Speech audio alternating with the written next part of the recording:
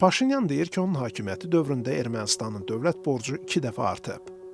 Վարկ ենք վերցրել, որ երկիրը կովիդը հաղթահարի։ Baş nazir parlamentdə dövlət büdcəsinin müzakirəsi zamanı bu pulların koronavirus pandemiyası ilə mübarizəyə və silah alınmasına xərcləndiyini bildirib. Azadlıq Radiosunun erməni xidməti isə araşdırıb ki, əgər 2017-ci ildə Ermənistanın ümumi dövlət borcu 606 milyard dram idisə, 2025-ci ildə 2,7 trilyon drama, 7,2 milyard dollara çatıb.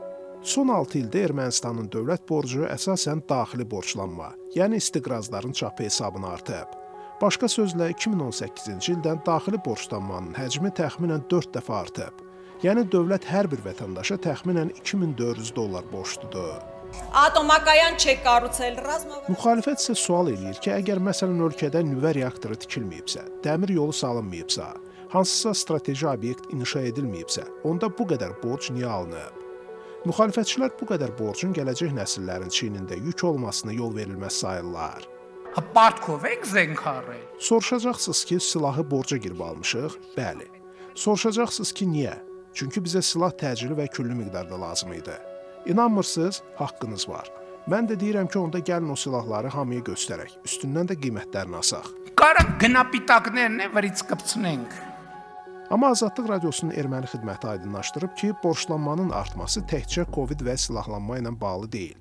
Məsələn, bir neçə ay qabaq Ermənistan dövləti 750 milyon dollar borca girib ki, bu pulla əvvəlki borcların faizini ödəsin. Bundan başqa 2024-cü ildə 102 milyon dollar borc götürülüb ki, tibbi sığortanın kompleks tətbiqinə xərclənsin. Seysmik təhlükəsizliyin gücləndirilməsi üçünsə Asiya Bankından 88,5 milyon dollar borc götürülüb.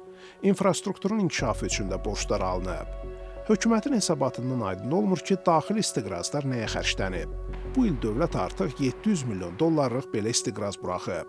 Bu pulların dövlət büdcəsinin kəsirini örtmək üçün istifadə edildiyi güman edilir. Ötən il 1 milyard dollarlıq istiqraz buraxılıb. Ümumilikdə 2020-ci ildən bəri hökumət daxili borclanmanı xeyli artırıb. 2020-ci ilə qədərsə bu rəqəmlər xeyli aşağı idi. Baş nazir dövlət büdcəsindəki kəsirin hərbi xərclərin artması səbəbindən baş verdiyini desə də, məsələn, Əmək və Sosial Məsələlər Nazirliyinin xərcləri müdafiə xərclərindən çoxdur. Dövlət büdcəsindən sosial sferaya ayrılan pullar digər sahələri üstələyir. Gələn il isə dövlət büdcəsindəki kəsiri örtmək üçün 1,4 milyard dollar lazım olacaq.